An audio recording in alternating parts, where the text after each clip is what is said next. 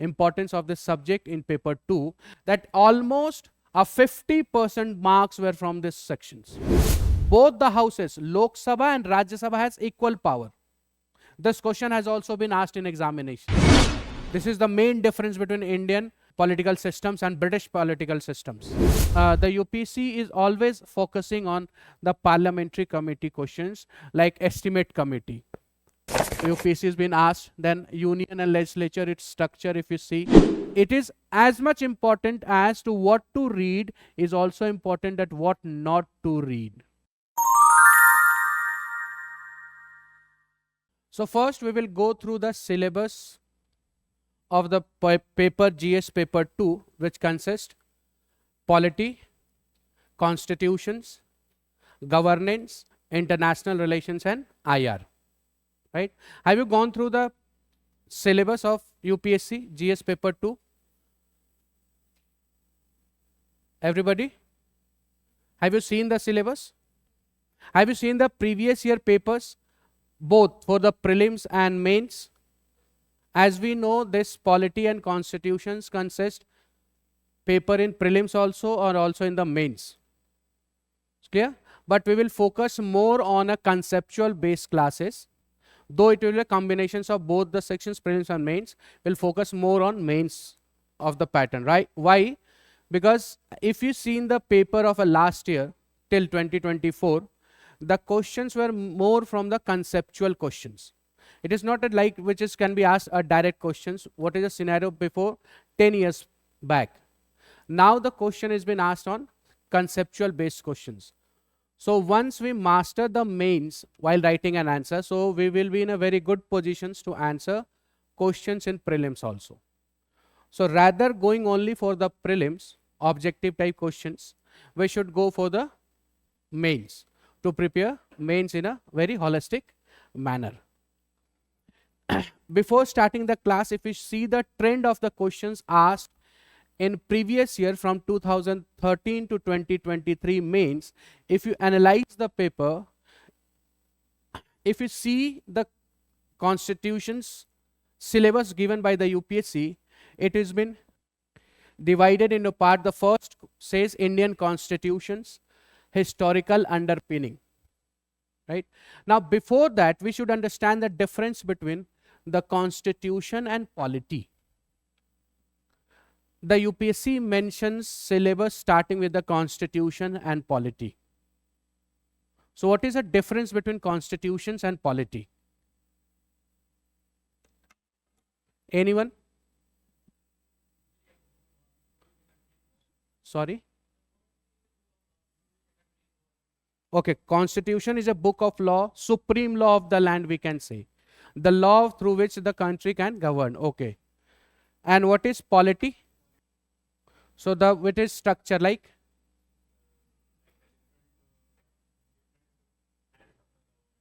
executive, legislature is a polity. Anybody else? Constitution is a book of law or supreme law of the land. But polity is not an organization. Polity is something. It is derived form of. See, we know the constitution, what is constitution is. Now to understand in a very simple manner, if you go through the questions of a previous year questions, the UPSC has a trend not to just ask questions directly from the constitutions, rather its implications also. Like in a current based situations, if they tend to ask on a basis of current basis, like the role of governor, what is the role of governor given in the constitutions and how governor is functioning. Governor, post of governor creating a debate between a tension between state and the union. Many times we can see the example, can we see the Tamil Nadu governor, Kerala, Maharashtra, where the government and governor, and one of the major contention can be seen in Delhi, where LG is and Delhi government is always been in a difference between them. Right? So constitution talks about the structure of governor, that the state should have a governor that has been appointed by the center. Now, when we says what is polity, so here the UPSC clearly mentions, when mentioned as a constitution and polity, that it says that we need to study the theory also. It means we need to study the constitutions, and we need to study the practicality of the constitutions, that is polity. Like in 10th or 12th, when we had in science, so we do a practical also related to science, physics, chemistry or bio, yes or no? So similarly here, the constitutions means we need to study the theory. What is a structure or what is a body of governor? What is body of president, legislature, executive? This is written in the constitutions. But when they functions, what are the difficulties, implications in functionings? In practical, how they are functioning, what the practically debate was coming out. Like we know that the parliament is empowered to amend the constitutions. Yes or no? Article 368 says that parliament can amend the constitutions. So parliament has amended the constitutions, 42nd Constitutional Amendment Act. But it was challenged. Why? Because practically it is hampering the freedom, individuals' freedom. So practicality of the laws when it was applied. So we need to study both. We need to study the theory also, and also what are its implications while functionings, how they hamper. That's why the Supreme Court came into the picture. Keswananda Bharati case, and it derived the basic structure. It restricts the power of parliament under Article 368. Yes or no? So can we say that the basic structure is given in constitutions? No. How does it arrive then? How the Supreme Court come to the at a basic structure? Through its implications. Constitution empowered parliament to functions as a legislative body, but it does not give an immense power. It says the source of the power or the supremacy of the constitutions will establish. Unlike Britain, where supremacy of parliament is there, where parliament can amend any law, make any law that cannot be changed in a court, judiciary. But India, as a practice, there is a judiciary to safeguard the constitutions.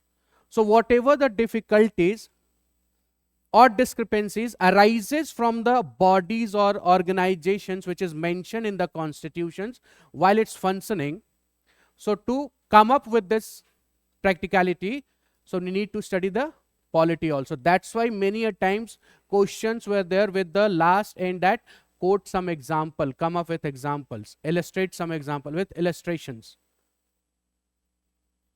Like anti-defection law, 10th schedule, it is not mentioned in the constitution earlier, right? It was came through the amendment. NJAC Act, 99th Constitutional Amendment Act, appointment of judiciary. That judiciary has, why it has nullified? On the two ground. First, it was against the Constitution's Article 50, which says that executive should be separated from the judiciary, and second, it hampers the independence of the judiciary, and independence of judiciary is necessary to maintain the equality, maintain the rule of law, a democracy. So that all the judgment of a Supreme Court can be seen as an its implications, that is we have to study it under its polity sections. Is this clear?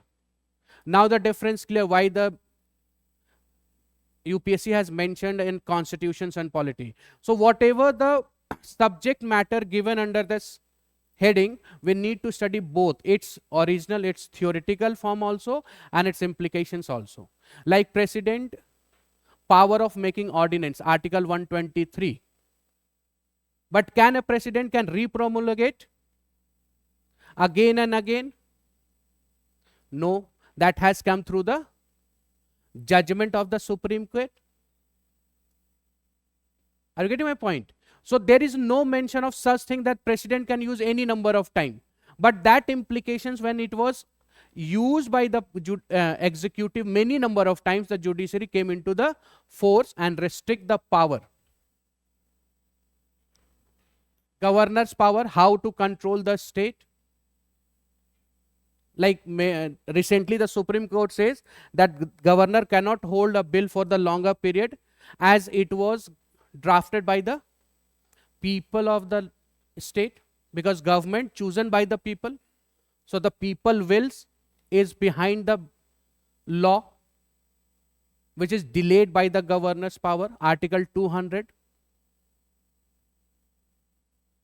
So this all implications which has been hampering or which is putting restrictions in functioning of the constitutions has to be studied with each of the given topics, its implications also. So because of this polity, we can say this topic, whole topics come into the two sections. One is static, that is we need to study the constitutions, and dynamic also. Means this topic has to correlate with our current basis, whatever the judgment. The recently judgment, we can say that judiciary come up with the sub-categorizations of SC and ST reservations. Yes or no? So this is not mentioned in constitution, but this is an implications of that, of the judiciary. So that has also to be studied under the topic. That's why the UPSC has clearly mentions that we need to study both the theory also and also its implications when functionings, when any organs of this functions. Like there is one term, judicial review, that is related to the judicial overreach, judicial activism. So Supreme Court or judiciary in India has a power to judicial review, but it is not allowed to judicial activism. So that's all has to be studied under the constitutions when we are going to study. So we will make our class with the both the combination of statics and also with the dynamic, where we will combine the recent changes either through the judgment or through any precedent that has to be included in our answer. Am I clear? Right? Now, as we are seeing the trend in the recent, after the syllabus has been changed in 2013 to 2023, so you can see that there are certain sections which has been asked continuously. There is an in picture of questions. So if you see number of marks, so from the basic of constitutions, so we'll see what we have to understand, study under the basic of constitutions. So number has been increasing. So if you see, the maximum 55 marks question was asked from the basic of constitutions. From comparing, that is comparison of Indian constitutions with the foreign constitutions, recently the sections were touched by the UPSC. Earlier it was not been asked in UPSC questions. So this is a trend, how the section wise, I have tried to bifurcate the sections which need to be more focused, that is been asked in examinations. So you can see the legislature and election, Representative of People Act 1950 and 1951, how the parliament functions, how the parliament legislature try to control the power of executive, how the presiding officer, what are the roles of the presiding officer. These types of questions you may have seen in a previous year question paper. Have you seen these type of questions? How legislature controlling the power of executive? What is the role of the presiding officer of Lok Sabha? Once a speaker, always a speaker. This is the recent questions. This all come from the legislature part. So legislature parts. So my main point is to show you that we will focus more on those areas, though we will cover each area, but we will focus more on those areas which has a potential to be asked question in examinations, whether it's a mains or in the prelims. Clear? Next, you can say executive has been somehow, sometime they can be asked like attorney general, role of attorney general, vice president, council of ministers. Like there was a questions related to council of ministers, that what is the provisions under constitutions of a maximum strength of the council of ministers and why it has been necessary. As we know that the council of ministers can be only not more than 15% of the total strength of Lok Sabha, not parliament, because Lok Sabha is responsible to the people, though the ministers can be drawn from the Rajya Sabha also, but the restriction has been put on the to the respect with the Lok Sabha.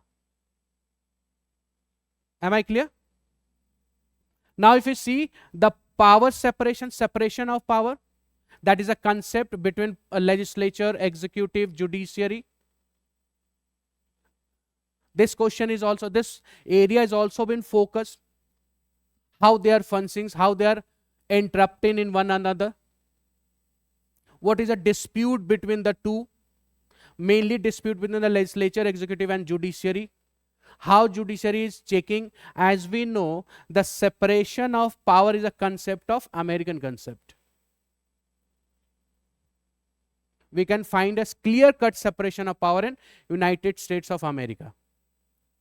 But India do not have a clear-cut separation of power. Instead of clear-cut separation of power, India has a structure of separation of power with check and balance.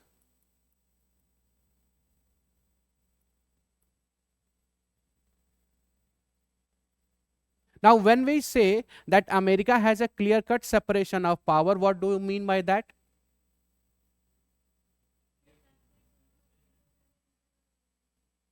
Non-interference. Anybody else?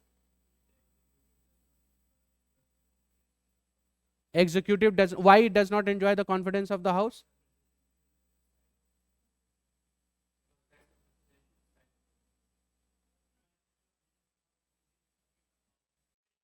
What do you mean by the separation of power? Simple question. Separation of power means what? This is a separation of power, a power divided between center, state and local bodies.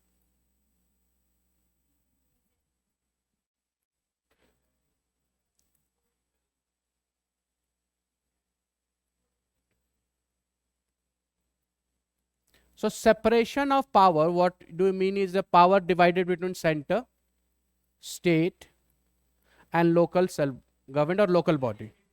This is separation of power. This is division of power. This is not separation of power, rather it is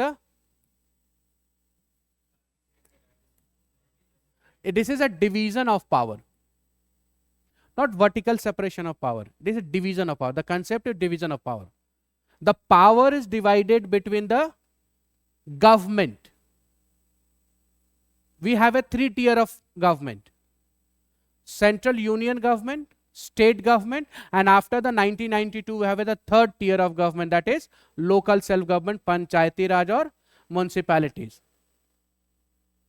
So when the power, when they have been, all the stakeholders have been given a separate power to functions their own, that is known as division of power. Now when we talk about the separation of power, it means that the power should not be concentrated at one place, at one hand, like UK. Right? Now when we say about the separation of power, so separation of power means a power divided between the organs of the government: legislature, executive and judiciary. There are 3 types of organs in the government at each level. State has also its own legislature, in its executive. So the power between the organs of the government is divided, is known as separation of power. So when we study the separation of power in terms of India, we have to study with the features of check and balance, which is unlike the America, where is a clear-cut separation of power in American constitutions. Now, when we talk about the clear-cut separation, so it can be visible. How? So we can understand it through the example. So as we know, in India, when we are talking about the executives, we are talking about ministers, council of ministers. Yes or no?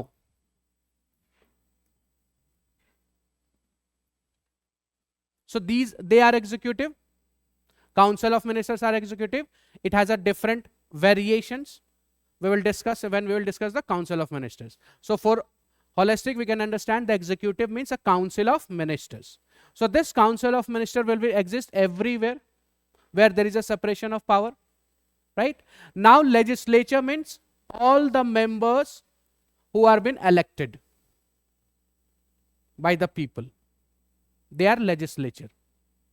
Those who have been power to formulate the law. In a simple term, legislature means they legislate the policies, to make laws, to formulate laws or policies. The power which is given to any individuals for legislate to formulate a policy are known as legislature. Executive, who execute the law, known as executive. Now when we talks in terms of America, so here we can say that the member who become an executive, that is who members has a ministry or a cabinet ministries, is not been a part of legislature.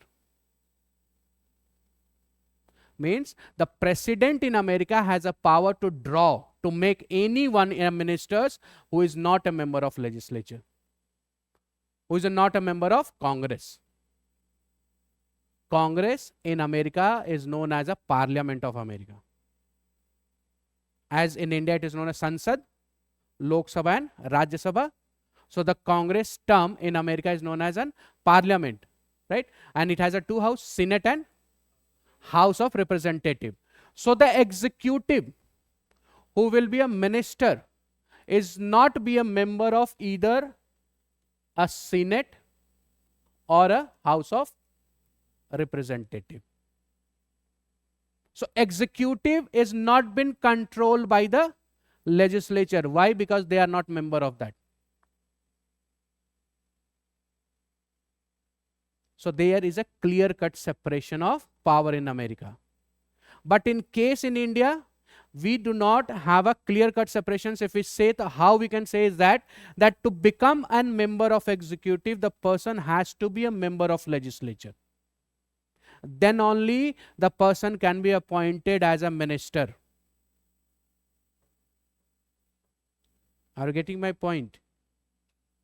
Though there is a provisions that a prime minister or chief ministers can make anyone outside the legislature can also be made a minister. But within a period of 6 months, the person has to become a member of legislature. So ultimately the condition is that if an individual is not a member of legislature, he cannot be a member of executive. Means the same person who is implementing the law is also involved in the formulation of law. So there is not a clear-cut separation of power. So to relieve this, or you can say that to show this that we have a strength, we have come up with the concept of separation of power with the checks and balance, where executives' actions were checked by the legislature.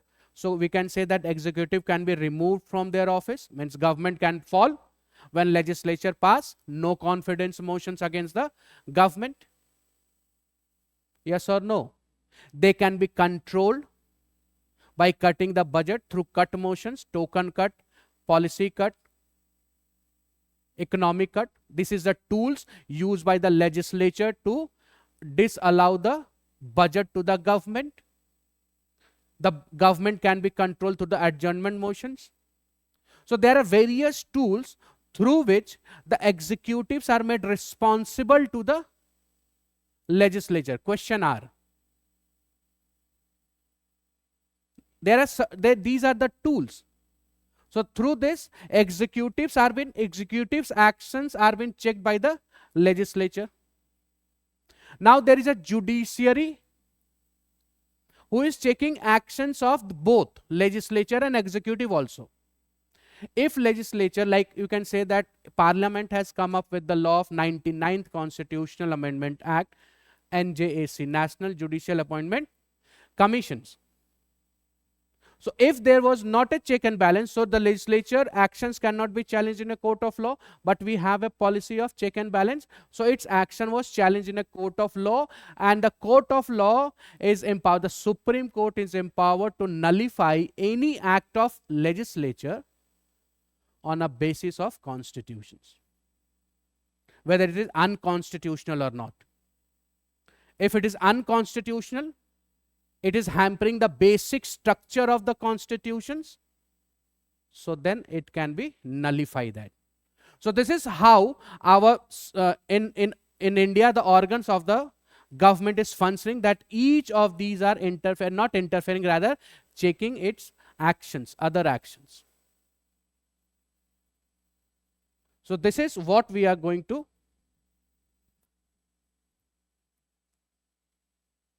say in this power of separations. So the questions were there from this. How executives are make answerable to the legislature. Then there were a federal government and local government, federations, federal systems, hampering cooperation federalism, competitive federalism, interstate disputes, disputes between the government and the states, trade disputes. Clear? Then bodies, that is bodies which consist of both, that is constitutional and unconstitutional bodies, that this areas is been potentials for asking the questions. If we move to the next slide, so you can see the number of marks in an examination from 2013 to 2023 is continuously from the polity and constitution sections. As we know, it has a 4 sections, right? So as we know that paper 2 has a 4 sections. Polity, that includes constitutions, governance, international relations, and social security. So from these sections, and we know that each paper consists marks of 250 marks, 20 questions, right? So if we see the trend of an polity questions in examination from 2013 to 2023, so you can understand the importance of this paper, importance of this subject in paper 2, that almost a 50% marks were from these sections. Recently the questions 135 and 150, till 150 it has been touched. So it has so important in your GS paper 2 polity, which can be by targeting certain areas in polity, we can score a good marks. But for that we need to understand the segregation of syllabus first, and for that, and also we need to have an previous year papers for practicing with the answer writing and for the prelims also. So you can see the, if the marks, so you can see that there is a continuous rise in a marks trend for the last 10 years. So importance of this paper in GS paper 2 is continuously on increasing. And this is also increasing in terms of prelims also. And in prelims, nowadays there is a fashion of asking a conceptual questions. If you have seen from the 2024 question paper, you would have gained an idea that the concept are more important than the factuals is been asked in prelims also. Last year when there was a different method was introduced, that only 1 true, only 2 true, any 1, any 2, any 3.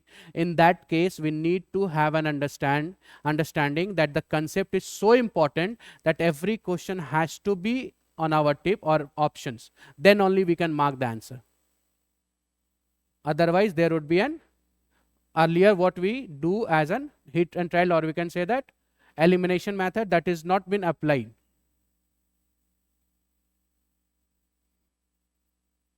Is this clear? Right? So we'll discuss with our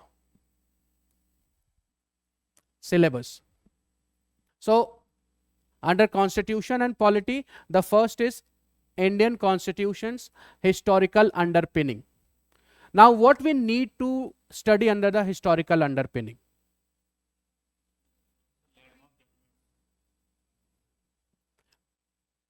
Landmark judgment. Okay. We should make the class two-way. You should also speak. You should also say formation of constitutions. Okay. Various amendments. Okay. If we talk about the historical underpinning, it means we are saying talking about its history, how the history has formed. So we need not start our, so from where we should start the historical pinning? From the Government of India Act, I mean from the British Act 1857. As we know that Britishers have come up with the act in India for their regulations. So they have come up with the first act was Regulating Act 1773. So we are not in a position, or we are not been advisable as a student of Polity and Constitutions to read or to go through the act of before 1857 Act. So British Act were divided into two parts. One is known as a regulation of company, that is under company rule.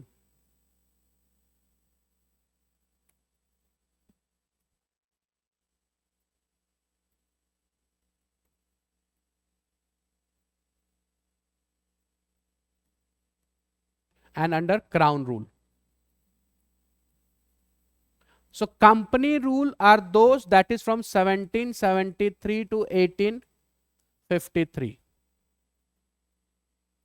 where the main aim of these acts was to regulate the activities, acts of the company. Because we know before the revolt of 1857, right? So companies were more major focus on their trading, business, right? So they have come up with the act to regulate the company.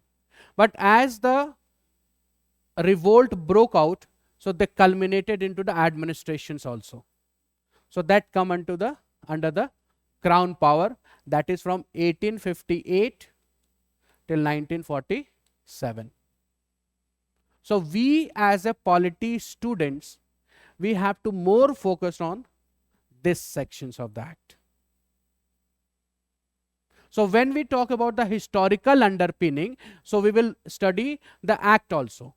But under this act, for the subject matter, we'll see the act of 1919, 1935 and 1947, where the questions were framed in examinations. Rest of the act will be tackled in the history. In modern India, where the act you have to study it in modern India also. So these three acts we will study with respect to the political concept, not as an historical concept. How the questions has been formed in examinations. This is historical pinning, what we mean. When we say historical pinning, so we need to also study about the Constituent Assembly.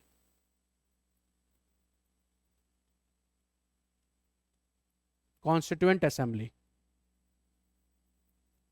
The functions of the Constituent Assembly. How it forms, what are the background to formations of the Constituent Assembly. This we need to study. Though till the period there was no questions from Constituent Assembly in mains, there was a questions with respect to Constituent Assembly in prelims. But we will study this. But with the Act of 1935 and 1947, there was a question in mains also. So with study with respect to that perspective. So this is, we need to study under the historical underpinning. Clear? Then next,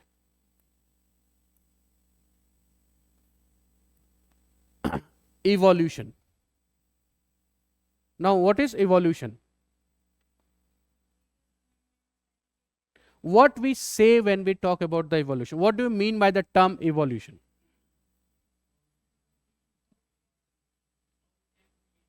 how it came to be a past.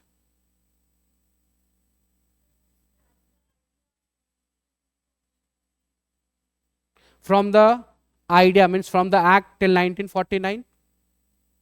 1949 when the constitutions came into being, 26 January 1950 when it was commenced.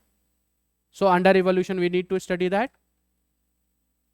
We as a human being evolve, we are evolving or we have been evolved? Evolving. So evolution means till the period. Evolution will include all the act, all the amendments till the period, and the judgment includes itself. The recent judgment also before the examinations, if there any important judgment, like there was a question asked directly from the judgment of IR Kohlio case with his respect to the judicial review questions. So when we talk about the evolutions, it means we are talking not that had happened, but also which is happening today and also till the next, because evolutions cannot be stopped. And if something stopped from its evolutions, it hasn't come to an end. So constitution is a living document.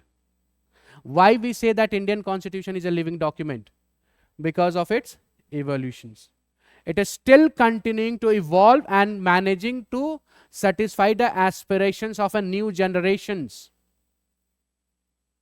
Data Protection Act, right to privacy, right to sleep is also included into the right to life, Article 21, but not in class.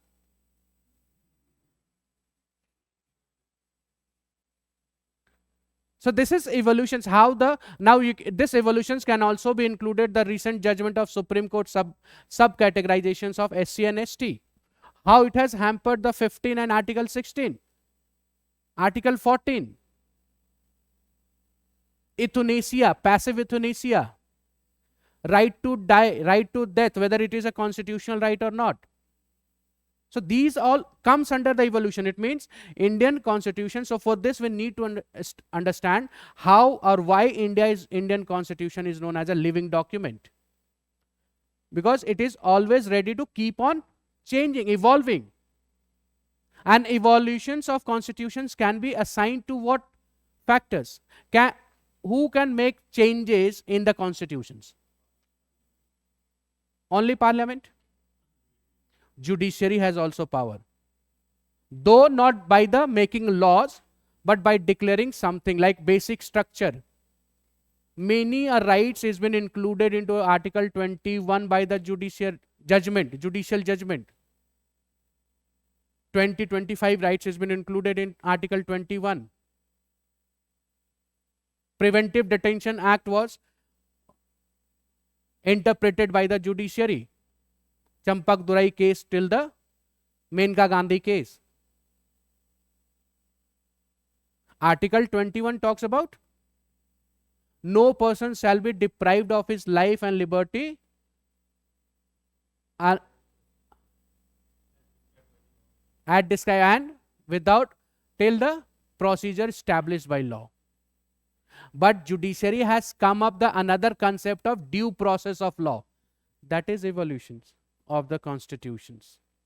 How the judiciary interpreting the constitutions in the line of due process of law from the procedure established by law. So it is evolving, continuously fighting on, continuously surviving. So under evolutions we will read the amendments also, important amendments. Judgment. What are the judgment of the judiciary with respect to the topics, subject matters?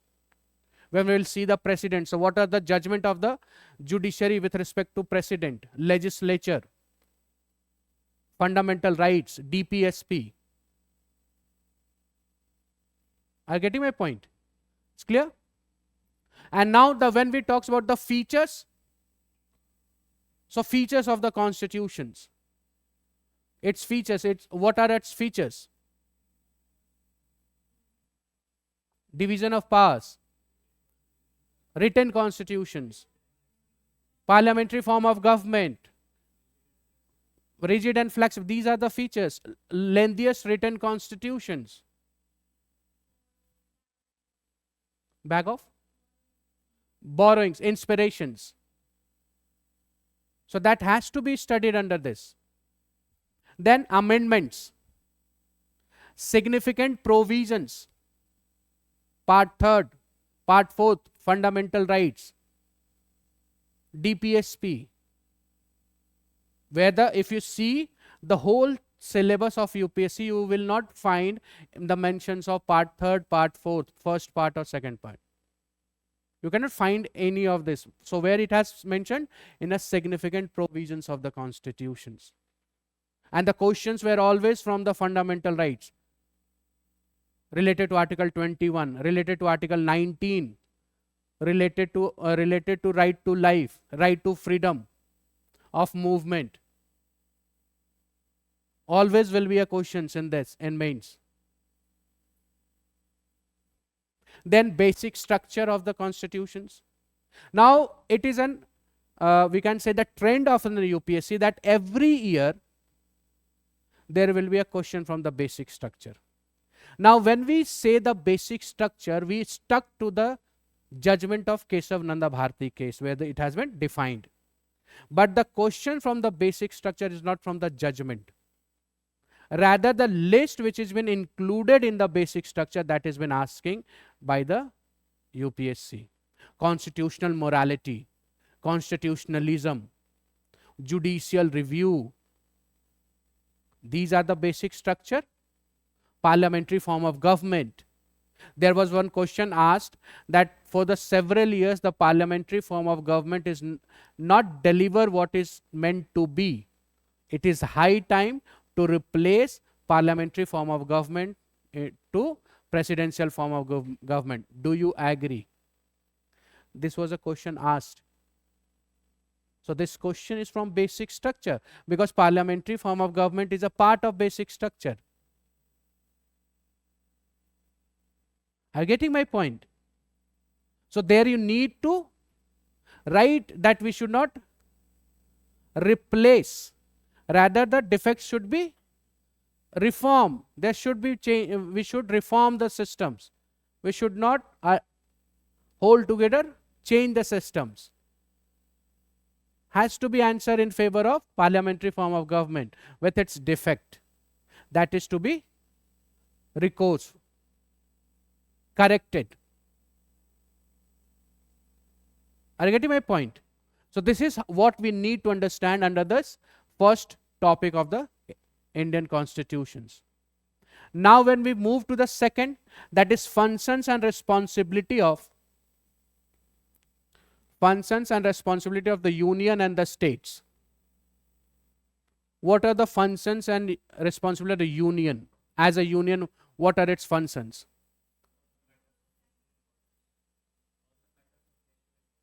Yes. Protection of the states. How they functions. What are its responsibilities? Issues and challenging pertaining to their federal structure. Interstate water disputes. Interstate council. Interstate trade disputes. How the states are being curved by the union during the emergency period. What is the relations between states and union either during the normal period and and when there is an emergency period, exigencies period? What are their functions? What they have to do? So all these we need to understand under this. Then devolution of power. Division of power, where in devolution of power we need to understand the division of power. Seventh schedule, 11th schedule, 12th schedule. What is this 7th schedule and 11th schedule and 12th schedule? This talks about the subject matter on what the union has a power to legislate. 7th schedule has a 3 list. Yes or no?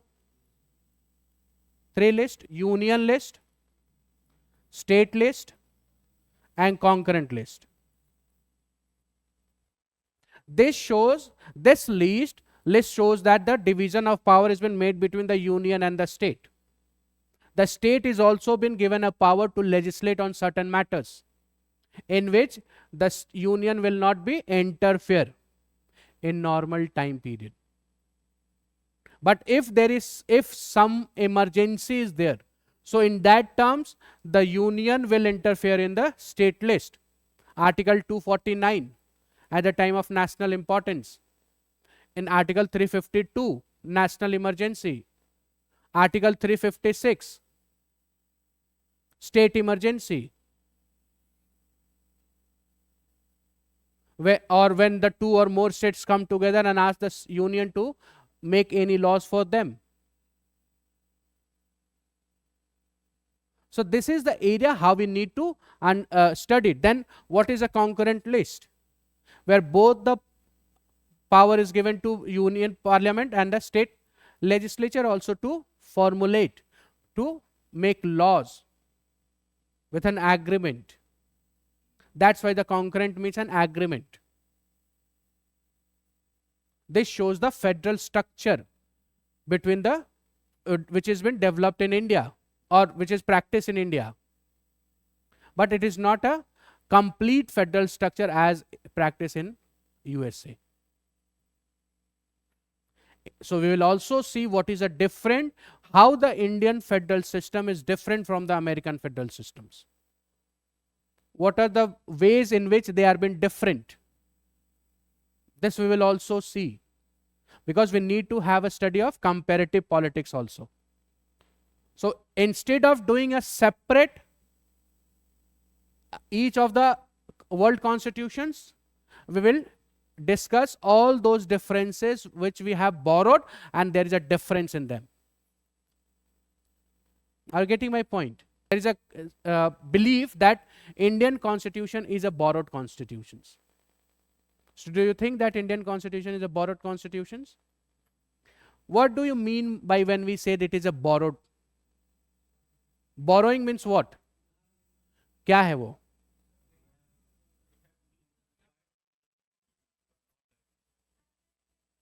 Borrowed means taking as it is. जब आप किसी से पैसे लेते हो तो as it is लेते हो ना, उसे तो नहीं कहते हो कि डॉलर में कन्वर्ट करके दो या फिर. This is borrowed. But Indian constitution has been inspired from the world constitutions. The mistake what they have made is been avoided by the Indian constitutions, framers of the constitutions, father of the constitutions, when they been taking that idea. Example, separation of power. We have taken separation of power from America. Do we have the exact separation of power formula? No. We have a separation of power with the check and balance. We have taken federal system from America. Do we have exactly the federal structure? No. We have a structure of a federal that is with a strong center, federation with a strong center. We can say quasi-federal, but a true definition of Indian federalism is a federations with a strong center. But in the Constitution's assembly, the framers has not used the term quasi, unitary or a strong center. They said it is a federal system, but having more tilted towards the union at the time of emergency. Appointment of governor, that shows the involvement of an center. Appointment of all India services, Indian administrative services. You as an IAS will working for the state. You are been drawing a salary from state consolidated fund. But do the state has any say in your appointment, in your recruitment? No. Your recruitment appointment will be directly controlled by the union. Yes, so this is the way how they have been controlling, keeping watch, monitoring the states. And why they have been doing this? Because Article 355 and Article 365 says that it is a duty of the union to protect the state from the external war, external aggressions. So how the union will protect them? By keeping monitoring them in the times of exigencies. Having power to amend, make laws for the state list. If Parliament, if Rajya Sabha give resolutions, pass a motions, then Parliament can formulate laws in the national importance. When there is an emergency, in that case also, the state list can be amended or laws can be made on the by the union. So when we will study the federal structure of this India, so in India we are not going a true federal nations as an America, where India, America cannot, center union in America is not interfering in any of the act in the state. America has a dual system of judiciary. Do we have a dual system of judiciary? Do we have a separation of power with respect to judiciary in India? No, we have a separation of power only with respect to the legislature and executive. So in India, we have an integrated judiciary. Now, when we say we have an integrated judiciary, so integrated judiciary we have taken from the British. Independent judiciary we have taken from the America.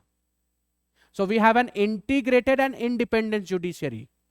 Now, when we say integrated judiciary, it means the judiciary in India has a power to nullify, to verify state law also at the same time central law also. So judiciary can interfere in the state legislative process, state executive process, and at the same time it can also checking the power of union legislature and executive. So in India has an integrated judiciary, whereas in America they have a dual system of judiciary. They have a separation of power in judiciary. Union judiciary is not allowed to check the state legislature or state actions. They have a separate law for them. But in India we do not have certain kind of arrangements. So it means we have just taken inspirations from them, but we have a different set of federal structure in terms of India. Are you getting my point? So whenever we are going to take any concept and we are going to compare it with the different nations from the different states, and through doing this we will not so what will happen, that what we have a benefit is that instead of doing every states or countries separately constitutions, we will take it as an comparisons where we need to compare in the constitutions basis. Am I clear? Clear? Now next, so this is then financials, devolutions of power and finances up to local levels and challenges. It means we need to also focus more on the challenges between the states and the local self-government. Devolutions of power, devolutions of finances. There was a question in mains. Why the state are reluctant to provide power and finances to the local self-government? Panchayati Raj or municipalities, how it has been this. Are you getting my point? So this local self-government, when we talk about, it means local self-government. Now there are two terms, local government and local self-government. These are the two different terms or a similar terms?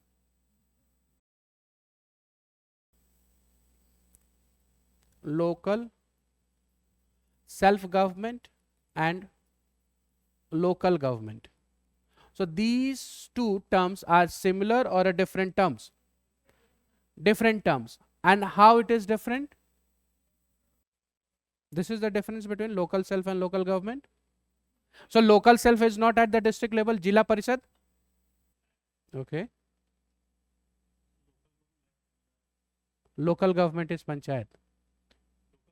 Local self. See, the self means by itself. Local self is a kind of practicing of democracy. If we if we see the difference between this local self-government indicate devolution of power, division of power, decentralization of power. If in another term, if we understand that local self-government is giving power to the local people at the grassroots level to elect their own representative for the grassroots management like panchayat and municipality, and indulge into the formation of policies, coming up ideas for their own difficulties. This is local self-government. So local self-government is an example given for the decentralization of power. Whereas local government, which has been practiced during the Britishes, is that the officers has been controlled by the higher authority, and the people to whom this government has been controlling or monitoring has nothing to say in their applications or appointment. Local government is an indication of unitary government or centralized government. So India has a local self-government, that is panchayat at the local levels, and how there is a challenge in functioning in the local government. As we know that many of the states do not keep on the ideas of a continuing elections of the local government. They have been delaying on elections of the local government. So what's the reason? How it can be avoided? How it is impacting the democracy at the grassroots level? This is how we need to understand under these sections. Is this clear? Next is separation of powers between various organs, dispute redressal mechanism and institutions. So here we will understand the separation of power between the organs of the government, executive, legislature and judiciaries. What is a dispute between them? How judiciary, we can also understand here the dispute between the legislature and judiciary, which is arose as early as 1950, 1951, when the parliament come up with the first constitutional amendment act to abolish the jamindari systems and interfere in the individual right to property, which was fundamental right at that period. How the dispute arises after that, Sajjan Singh case, then Golaknath case, then Indira Gandhi versus Raj Narayan, Kesav Nanda Bharati case, Vaman Rao. This all dispute has to be studied under this. How the dispute between the judiciary and legislature is continuing. Is this clear? Next, if we see that comparison of Indian constitutional schemes with that of other countries, so under this we need to study the different set of world constitutions to comparison the schemes under the Indian constitutions. Like there was a question that we need to compare the Indian president elections with the French president elections. So is there any difference between the Indian president elections and France president elections? So what is the basic difference? Indirect elected. The proportional representative single transferable vote used in Indian president, whereas the French president is been used. So why we have a proportional representation with single transferable vote? To avoid a re-elections of a president. If we do not get a clear-cut majority or a winner in the first round, so to avoid the next round elections, we have a single transferable vote.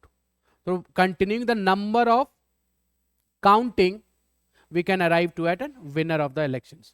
Whereas in France, the president elections, and the difference between that, one common thing that in both the India and in France, we need to arrive at an absolute majority. But this is not the case with the elections of general election, Lok Sabha or state assembly election, or you can say that local self-government. Do you understand the meaning of absolute majority? Majority of 50% plus 1. That is used in India to formation of government. So this absolute majority has been used in declaring the elections of an president of India as well as in France also. So there was a question from this. There was a question on the basis of Indian parliamentary form of government and British parliamentary form of government, because we have taken from the British parliamentary form of government. So do we have the exact replica of the parliamentary form of government British? No. There is a difference between the Indian parliamentary form of government and British parliamentary form of government. We have a democratic republic. They are monarchical democracy.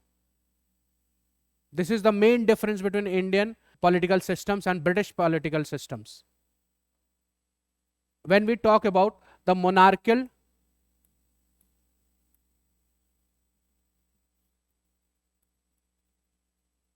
democracy,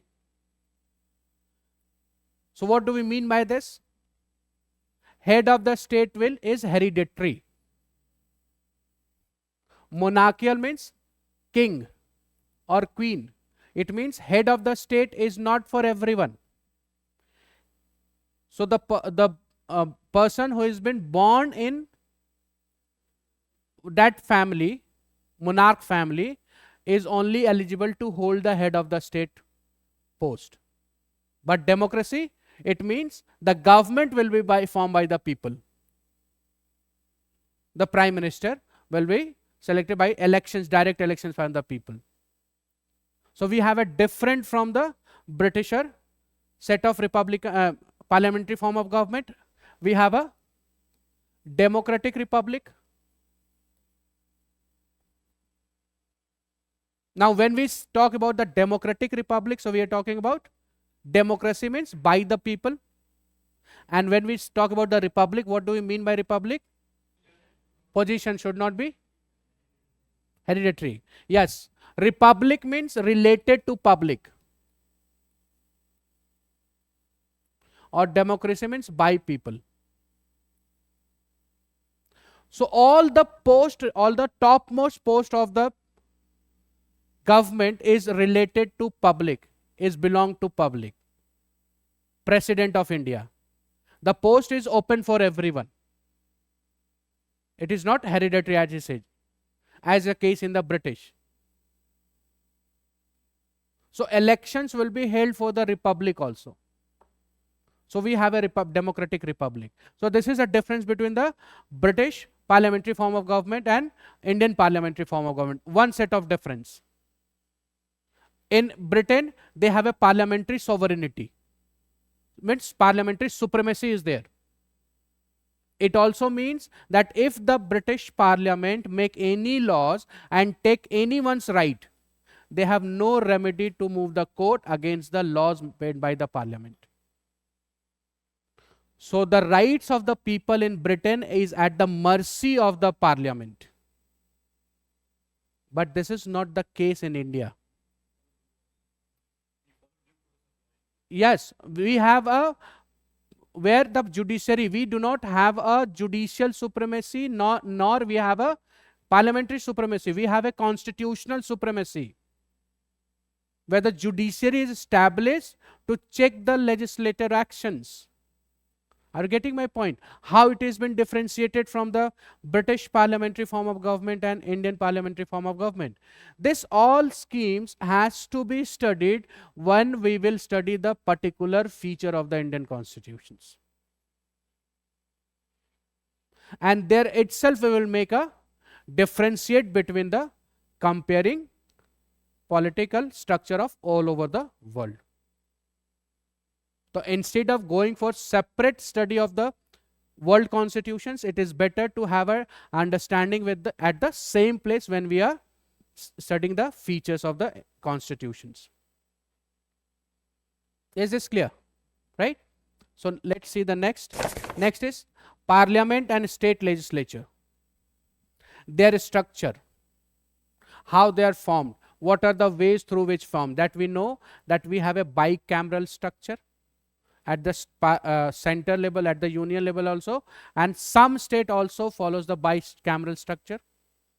Bicameral means two houses, Lok Sabha and Rajya Sabha. And some states, how many states? 6. So 7 tha pehle. 6, I think it's 6. So certain states have a bicameral legislature, right?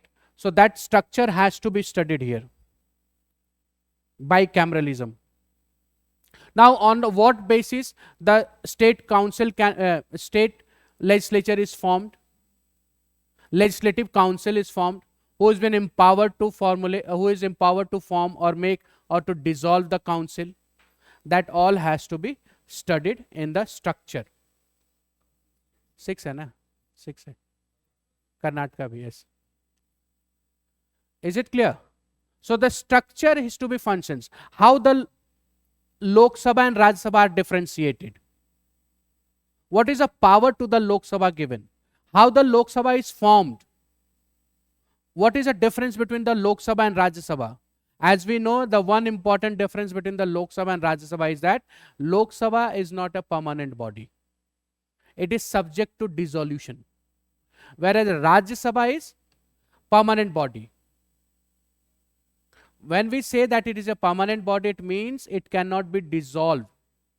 It has no tenure, but its member has a tenure. 6 years. Right? So what is the power between the Lok Sabha and Rajya Sabha? Is the Lok Sabha and Rajya Sabha has equal power? In certain cases, yes. In certain cases, no. When we talk about the election of president, yes. When we talk about the impeachment of president, yes. When we talk about the ordinary bill, yes. When we talk about the amendment, yes. But when we come to the financial matter, money bill, no. Budget, no. So there are certain sections where both the houses have an equal power, equal importance. Approval of emergency. In the case of approval of emergency, both the houses, Lok Sabha and Rajya Sabha, has equal power. This question has also been asked in examinations. The power related to Lok Sabha and Rajya Sabha. Now in certain cases, Rajya Sabha has more power than the Lok Sabha. Like Article 249, Article 312. 249 says, if the Rajya Sabha pass any bill or any resolution motions to that effect, then only the parliament can amend or make laws with respect to the state list, unless and until it cannot amend the law. This is 249 in the national interest, we can say. 312, creation of all India services. So parliament has a power to create all India services. But when only the Rajya Sabha pass a motions in respect to that. If Rajya Sabha do not make motions, so the parliament cannot formulate all India services. So in certain cases, Rajya Sabha has more power with respect to the Lok Sabha. In certain cases, Lok Sabha has more power than the Rajya Sabha, and in certain cases, both have an equal power. So does this mean that the Rajya Sabha loses its relevance? So does it mean, this question has been asked, do we need a Rajya Sabha yet, where it has no power to in financial matter, where it has no power in respect to the emergency, disapproval of emergency, because disapproval of emergency can be done only by the motion passed by Lok Sabha. In terms of budget, it cannot do anything. It can only discuss the budget in the houses. It has no power to pass a cut motion. It has no power to, with respect to the demand for grant, appropriation bill, a money bill. It has no power with respect to that. So does this mean the Rajya Sabha has no relevance in Indian constitutions or Indian political systems? This has to be studied. This is a course of debate which has been keep on asking in examination. So we need to study along with this in this line also. That is how it's structures when we are talking about. Are you getting my point? Yes or no? Right? Now when we say the functioning, so what are their functions? Functions in terms of like making laws, ordinary laws, how the ordinary laws are made, how the amendments to the constitutions are made, how they handle the impeachment. As we know, how many functions do the parliament have? under how many headings or dimensions, what we can say, the parliament functions. What do the parliament do? Legislature, okay. It legislate. So first we can say that it has a legislative power.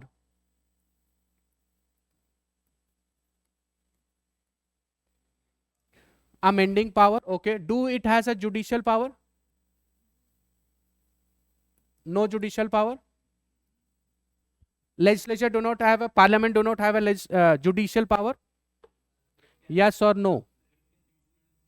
Impeachment, removal of judges, Supreme Court, High Court, CAG, they are been removed by the approval of parliament. So they have a judicial power, though not full judicial but quasi judicial power.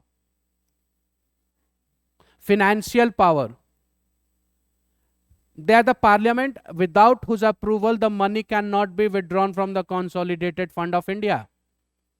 For that, the government has to take appropriation bill, appropriations, permissions of the parliament, without which the government cannot spend or withdraw money. It has a power to provide cabinet. This is the function to provide cabinet. How the ministers were drawn? They are drawn from the parliament. Yes or no? Indian parliament, do they provide the cabinet? Yes. Ministers are member of legislature. आपको समझ में आ रहा है? It's clear? Are you getting my point? So we will see. Chalo, we will discuss this after. Let's focus here. So they provide the cabinet also, minister, council of ministers. We have ministers. We have seen that we have a separation of power with check and balance. It means the ministers has to be a member of legislature.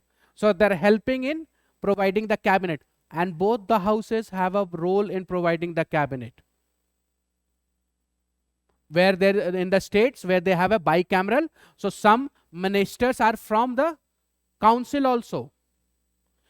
At yes, many states, Mamata Banerjee from the West Bengal, but there is no council in West Bengal.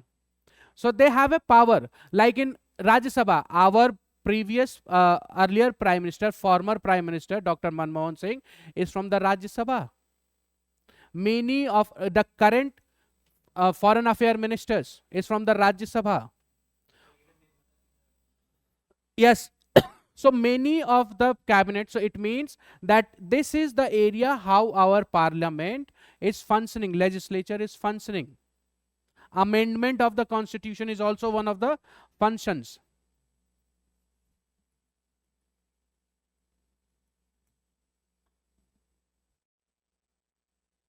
Are getting my point? Holding responsible to the cabinet is also executive, is also functions of legislature. So these are the area we will study how the parliament functions in the country, legislature functions in the country. Is this clear?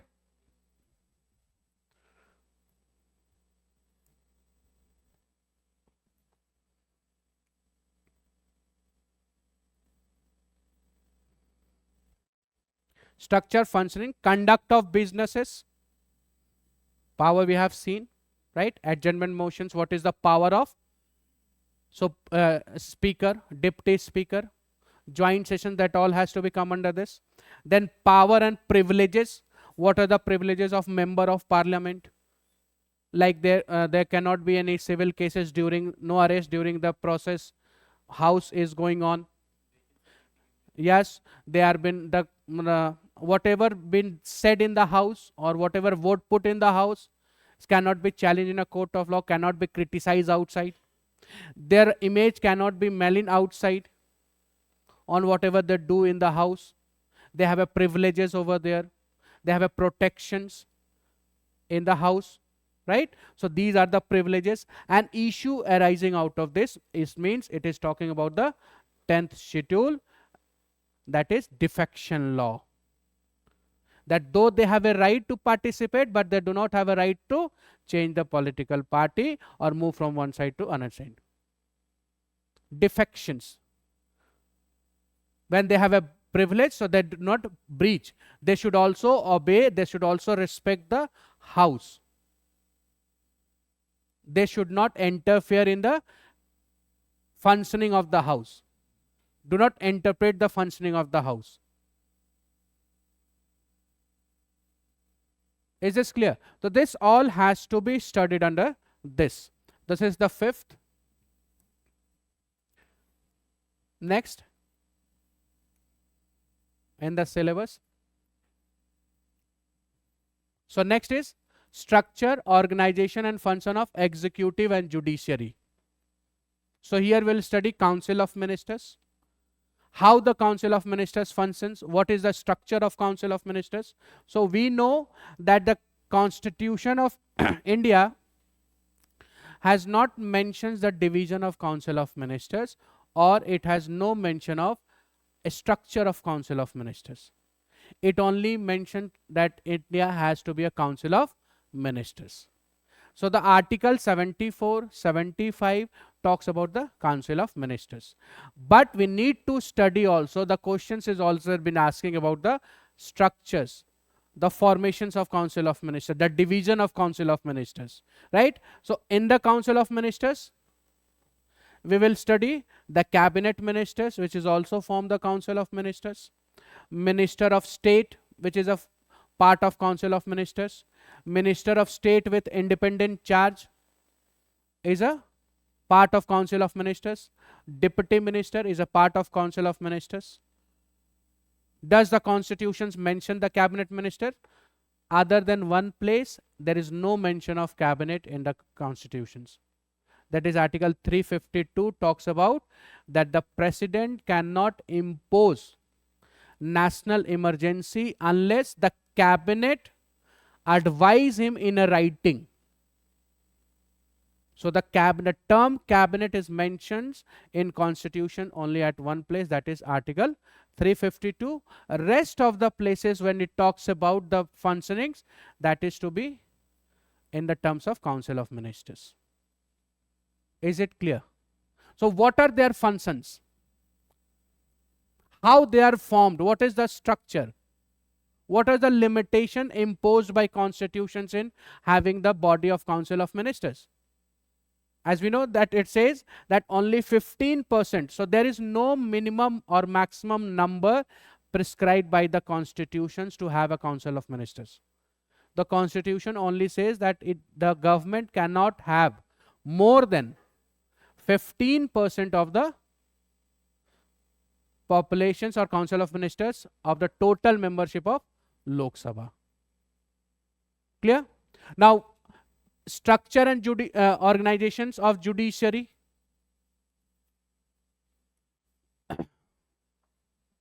So, hierarchy of judiciary. As we know that in India we have an integrated judiciary, but in a hierarchy way.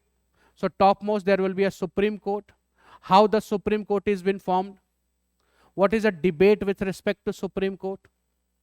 Strength, who has an power to strengthen the Supreme Court? So that has to be done in Supreme Court, then High Court, then subordinate courts in India, tribunal in India, constitutional tribunal and some non-constitutional tribunal. Are getting point, right? Then executive and functions, ministers and departments of the government.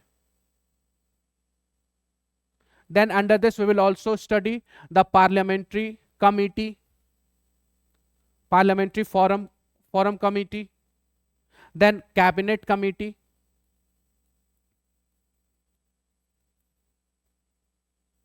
The UPSC is always focusing on the parliamentary committee questions like estimate committee. Which is the most important committee of the parliamentary committee?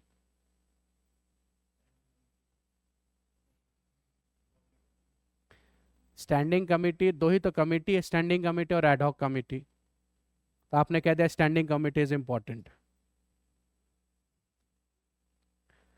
In standing committee, public account, financial public account committee, right? The public account committee is a committee which scrutiny the expenditure of the government. It has power, and which committee is totally under the control of Lok Sabha, or the Lok Sabha has monopoly on that committee? Estimate committee. Because the members drawn in the estimate committee are only from the Lok Sabha. No Rajya Sabha member has been inducted into the estimate committee. So this question has been asked in prelims, that which committee comes directly under the, or total under the control of Lok Sabha, or monopoly of Lok Sabha on this committee. So it's totally basis on the membership of that committee. So estimate committee, which is a part of the financial committee of the parliamentary committee. Right? We will also see why it is necessary to have a committee. This all parliamentary committee. Then we will see the parliamentary forum. Then cabinet committee, how they functions. Then department of the government, pressure groups information. This is a structure some high coincide with the governance of this topic. Clear? Next, salient feature of Representative of People's Act 1950 and 1951.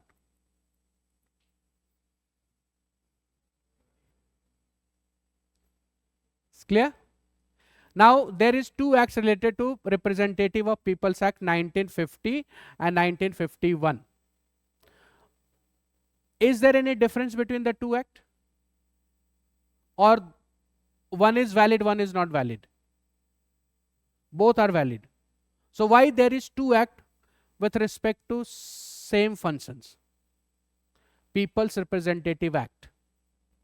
But then what is difference? Why there is an two act? Representative of People's Act 1950 and 1951. There always you can see that there is a question from this in every year or in every alternate year from this act. There is a questions. So 1950 Act deals with the prior the election, like nominations, registrations. Like we have a Article 326 talks about the registrations. Right to vote is our constitutional right and statutory right, is not our fundamental right, right? So which provision says that we have a right to vote? Article 326, which says that every person of the country who has an age of 18 or more can register as an electorate with election commissions. And this act also talks about that this has given more conditions. What conditions should be followed? Like unsound mind cannot be registered as a voter, right? Those who have fraud with the banks, so there are certain conditions which is implied. Representative of People Act 1950 talks before the elections, like registrations of the individuals as an electorate, voters, the candidates, registrations. 1951 come into play during the elections. What are the power given to the election commissions, returning officer, all this talks about this. So this both acts, disqualifications on the basis of on what matter the candidate can be disqualified. That is to be studied under this. So this is also to be studied with the Election Commission of India,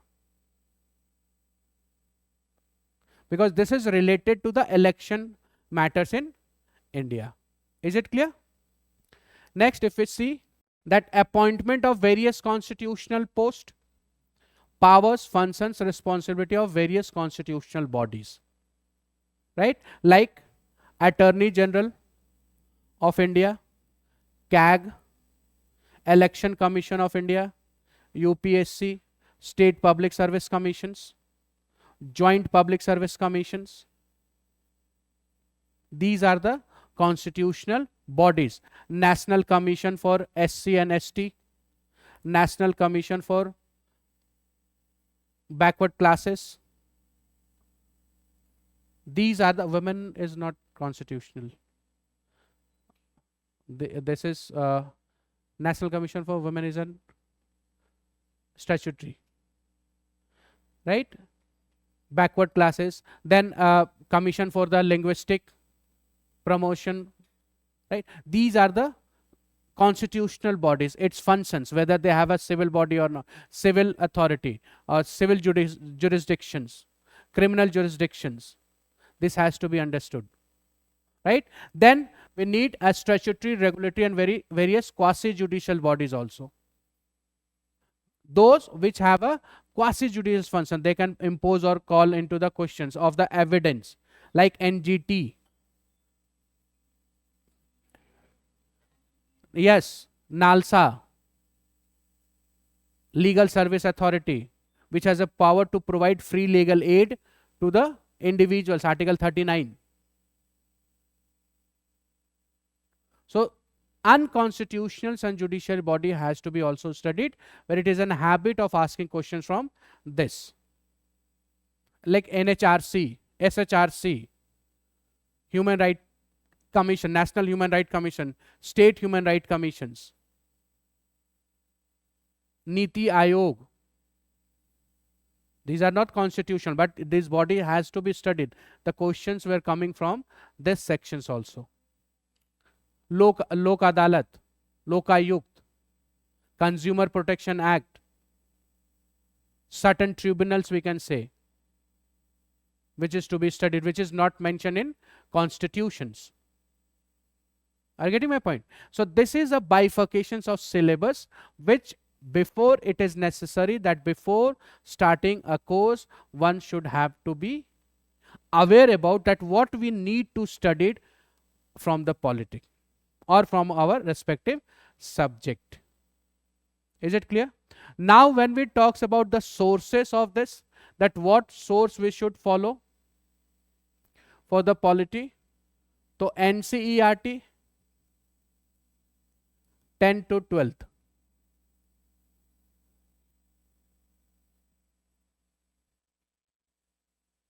This is a must read book. This has to be read as many number of times you can do, right? Then newspaper, any newspaper, national, which is important, at least one newspaper has to be studied, which is of national, the Hindu or Indian Express, whatever you can comfortable, you can go through it. But it is important to have a newspaper on a regular basis, on a daily basis, right? But don't try to make notes from the newspaper, because the current related notes you can find, there is a lot of material in the market from where you can find a current affair notes. So there is no need wasting time on making notes from the newspaper. From newspaper, what you can do, if you prefer the Hindu, go for the editorial. If any judgment is there by the judiciaries or any new law has been introduced by the legislature, so that any new law or bodies or commissions, anything, clear? Then there is text and context page is there. In Hindu, there's one page known as a text and context, right? And one is after op-ed. These certain pages has to be covered. No need to go to the sports page. I don't think that any questions in the last 5 to 6 years, even in the prelims also, the sports question has been asked. So there is no need to go with this. If you are going to read the Hindu, right? If you are going to read the Indian Express, so editorial and opposite editorial, and then there is one page is known as explain. This is a very important page with respect to, if you are preferring the both If you are managing the both newspaper, so you can cut out with any laws or bodies from one newspaper, then you can stick to the explain. This is the most important page of the Indian Express, where they've been explaining the judgment, where they've been explaining any laws, rules and regulations which is made by the government, its implications, like that implications of Iran president elections into the India, implications of any formations of grouping into the India, how the India will react, how the so this is more important, which can be from the explained paper of Indian Express. Is this clear? So this is how what you can refer. This is the first and this is second. Clear? For the polity. And the third source you should have in class. Whenever you come to the class, you should have that book which is known as Bare Act. No Lakshmikant. There is a Bare Act where all the articles given in the act with the recent amendments or judgment. So you can have that. That is must necessary. It is as much important as an atlas to the geography. Bare Act आती है कोई भी, any Bare Act you can have.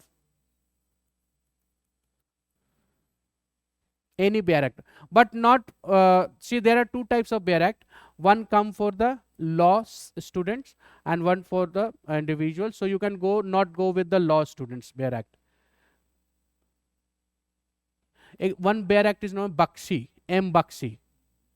M Bakshi was there, Bare Act. That is good. So you can have that M Bakshi.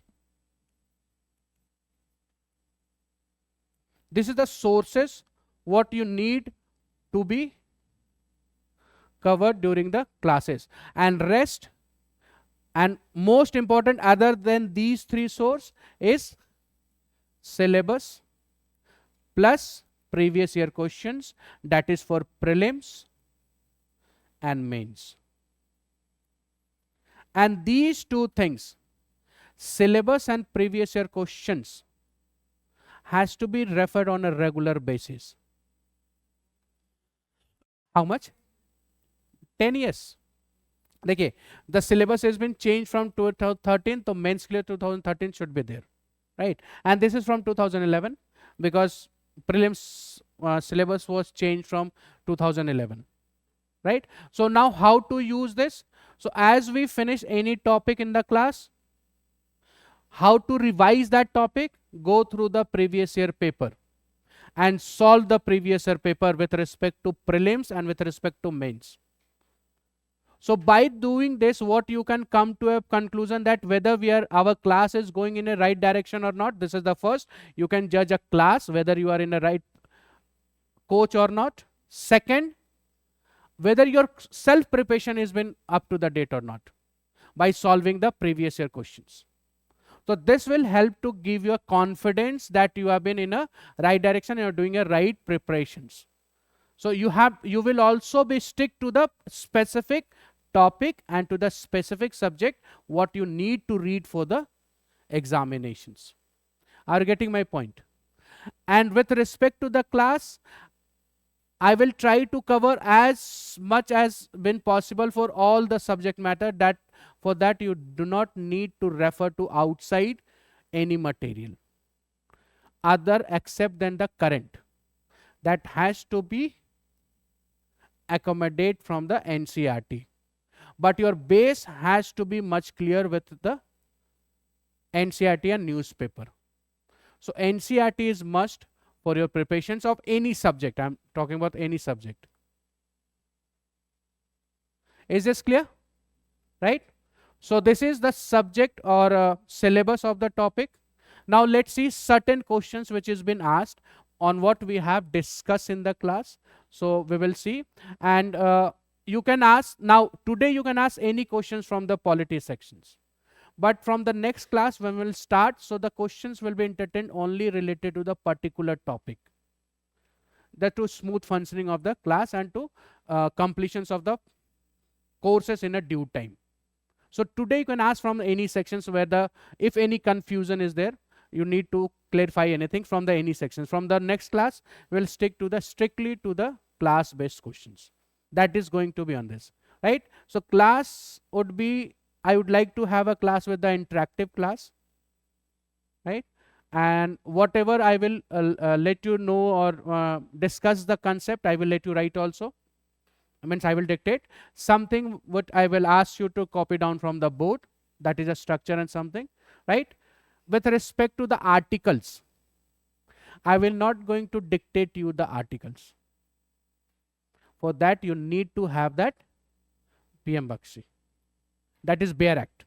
You have article likhane mein, it will take much more times. That can be have with the bare act. From there you can just copy the articles.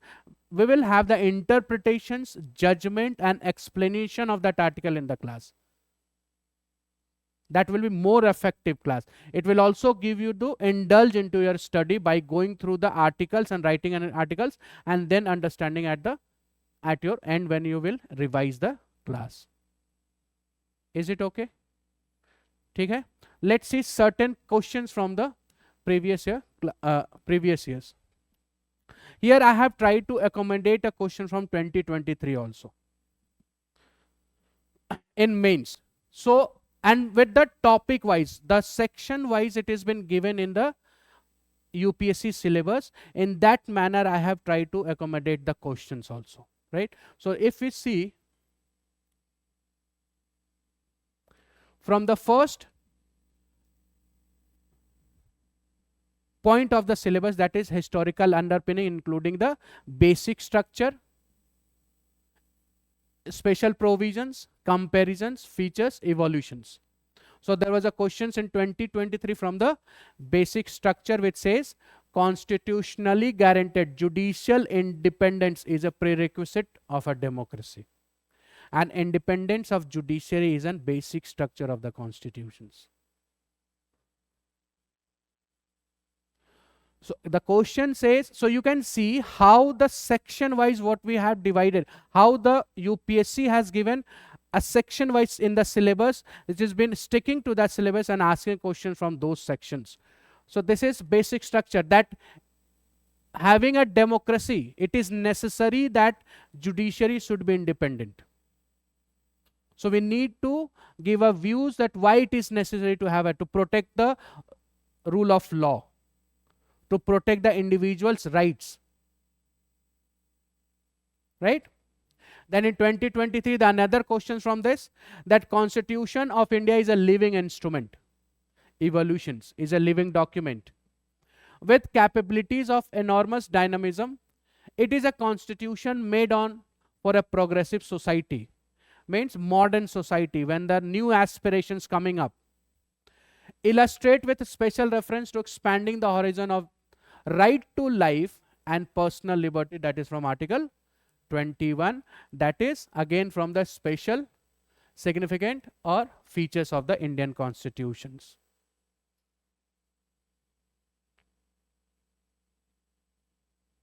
Next questions is from again in 2023. Compare and contrast the British and Indian approach of parliamentary sovereignty. Thus we will see the special feature of Indian sovereignty. Indian parliamentary form of government, that is special feature.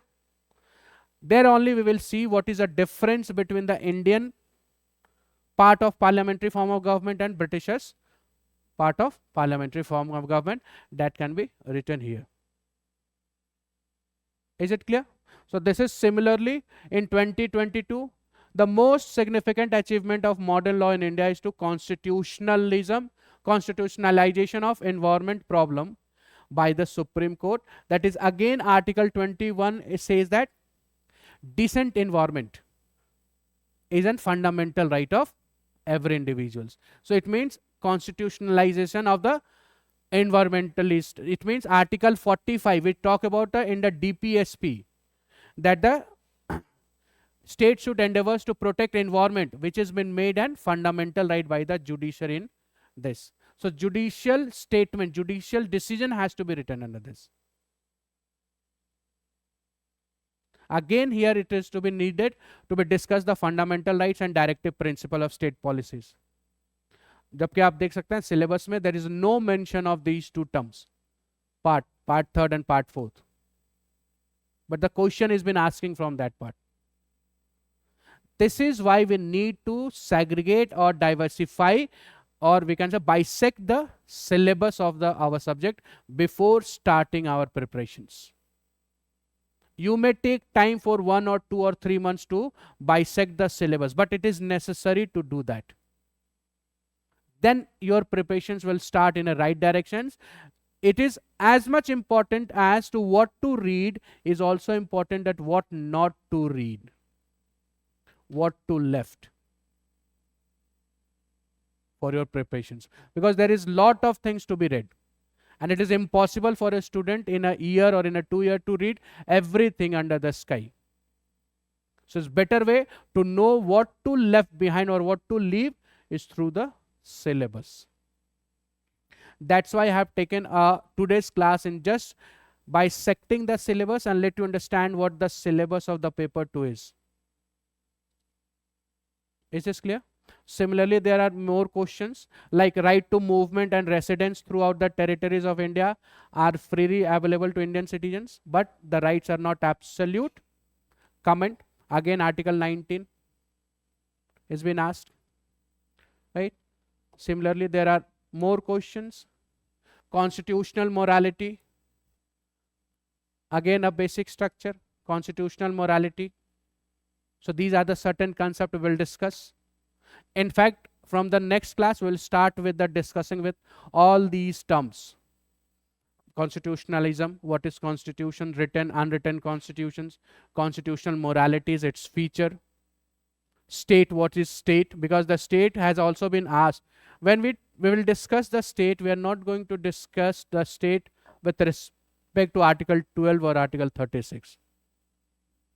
That is a different state. Here we'll discuss the state with respect to the general terms or the international political terms. It's clear?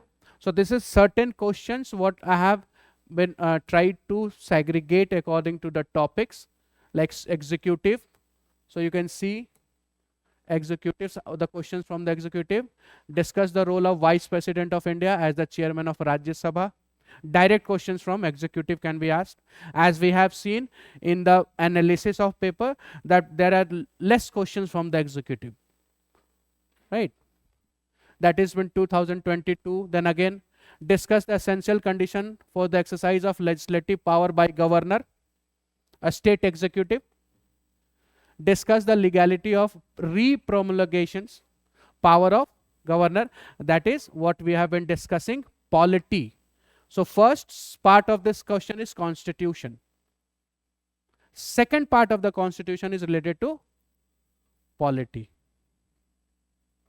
Though constitution has empowered him to promulgate the ordinance, but practicing they are re-promulgating the ordinance.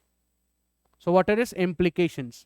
What the judgment say about the re-promulgations? What is re-promulgation? That also we will see. It's clear? So these are the certain questions from the UPSC has been asked. Then union and legislature, its structure, if you see. Explain the structure of parliamentary committee system. How far have the financial committee, that is 3 types of financial committee. Estimate, public account committee and public undertaking committee, which is a part of standing committee. So how far they have help in institutionalization of Indian Parliament, asked in 2023. So you can see the segregations of the syllabus what we have done. The questions has been keep on asking from that sections. And that is also on the basis of conceptual question is more been asked. Okay? Is this clear? Right? So chaliye we should sum up. And before that, any suggestion from your side how to conduct the class? The way I am going to conduct is a 2-way, right? If anything or any confusion you have, you can ask me in the class related to that topic. I will let you understand the concept or also write about the materials related to concept. What way do you want? Is this clear? How was the class? How was the Josh? Good. Chaliye, thank you. We will meet in the next class where we will start the regular class. It's clear? Thank you.